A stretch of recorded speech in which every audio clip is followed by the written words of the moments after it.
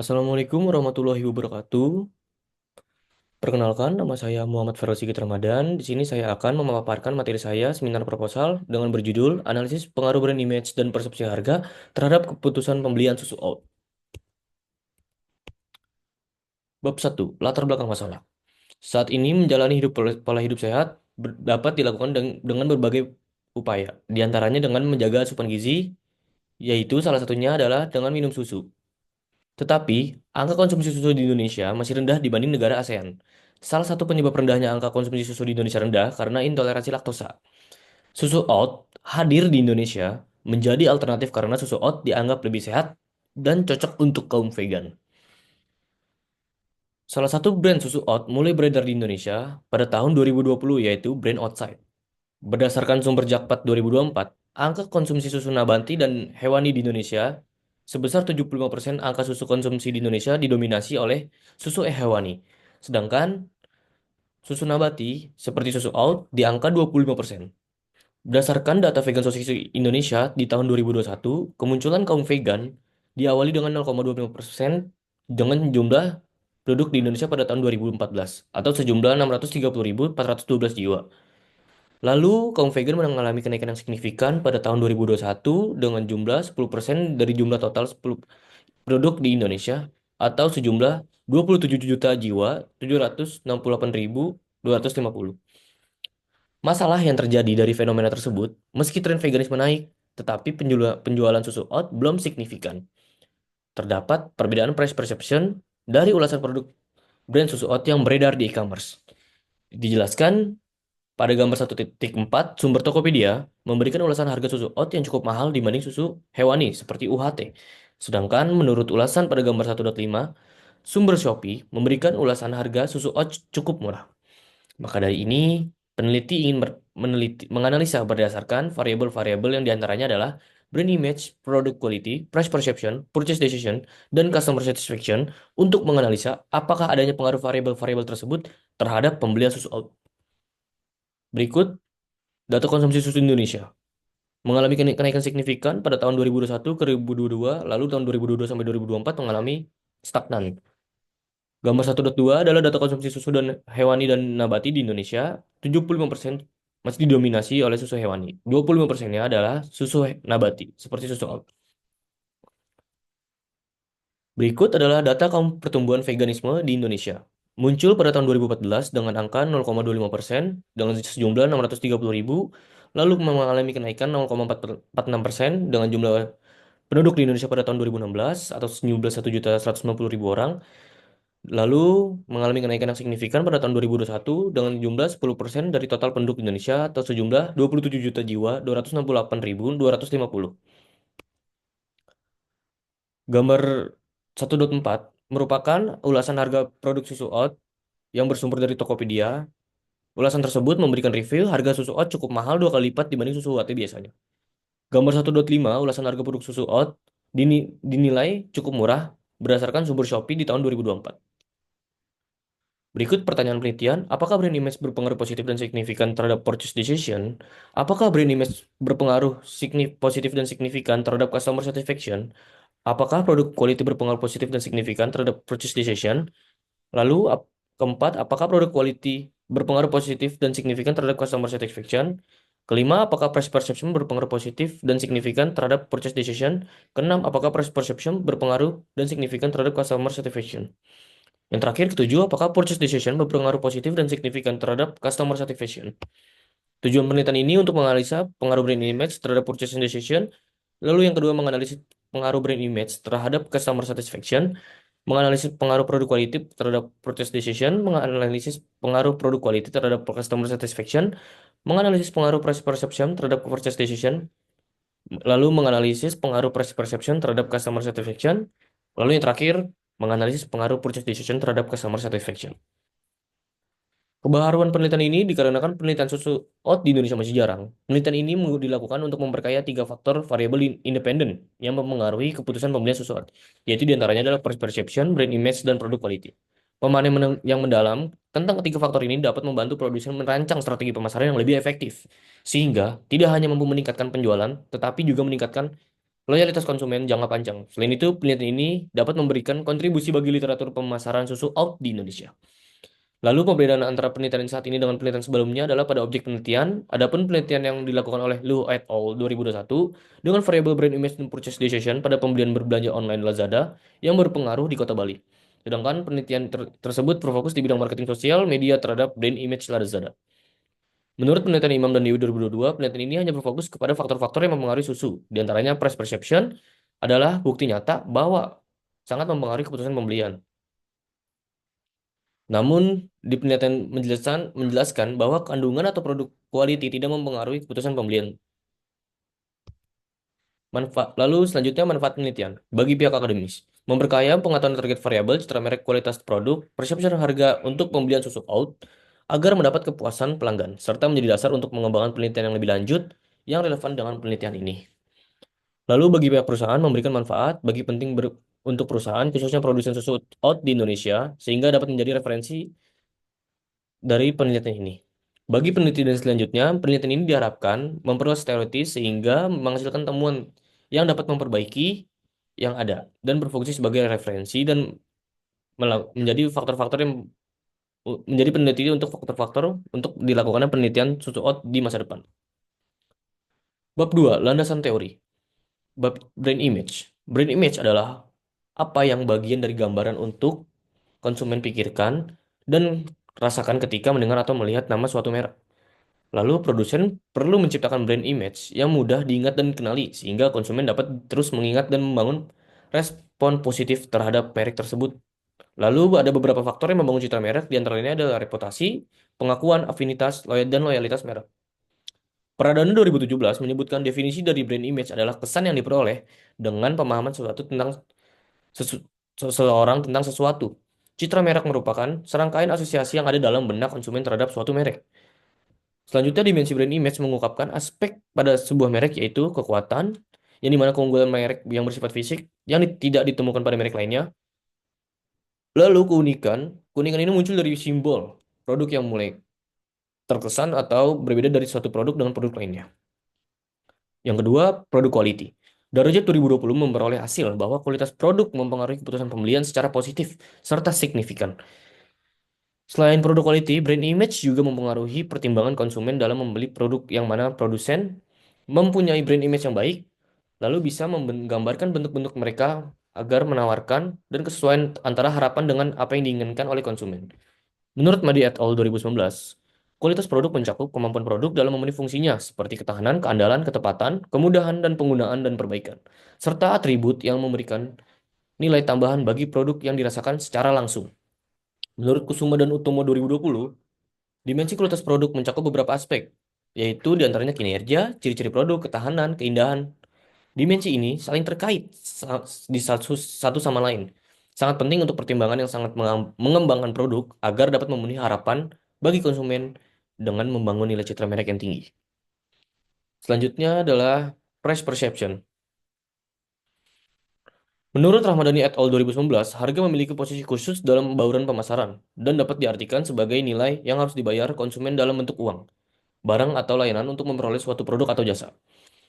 Istiawari 2021 menegaskan bahwa price perception yang dianggap murah, berkualitas dan terjangkau akan meningkatkan minat konsumen serta memberikan dampak positif dan signifikan terhadap kepuasan pelanggan. Menurut Rahmatul dan Christina 2022, indikator dari perception meliputi keterjangkauan harga, kesesuaian harga dan kualitas daya saing harga dibanding merek lain, serta kesesuaian harga dengan manfaat yang diperoleh.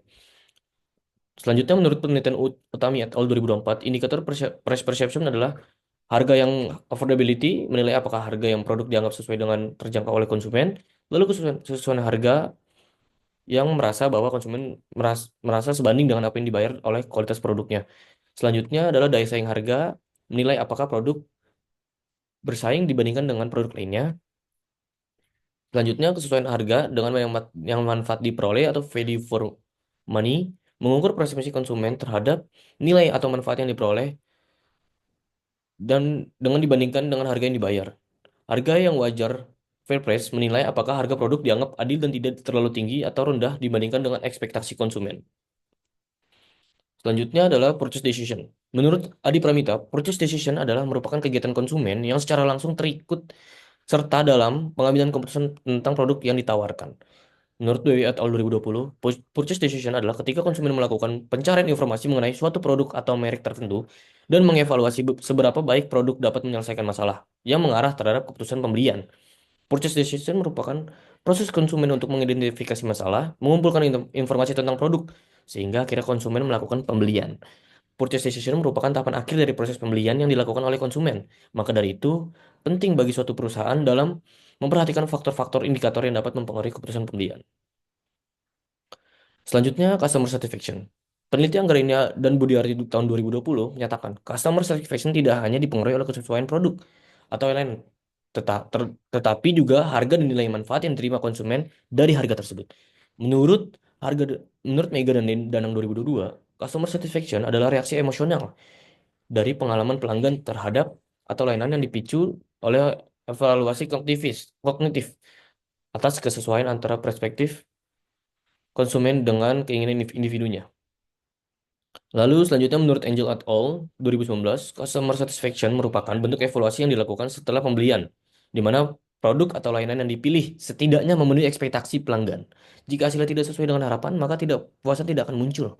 Adapun indikator-indikator untuk memengaruhi kepuasan pelanggan adalah satu, setia terhadap produk, membeli yang kedua, lalu memberi produk yang ditawarkan. Ketiga, merekomendasikan produk kepada orang lain. Yang keempat, bersedia membayar harga yang lebih tinggi. Kelima, memberikan masukan atau umpan balik. Berikut adalah kerangka konseptual dengan 7 hipotesis.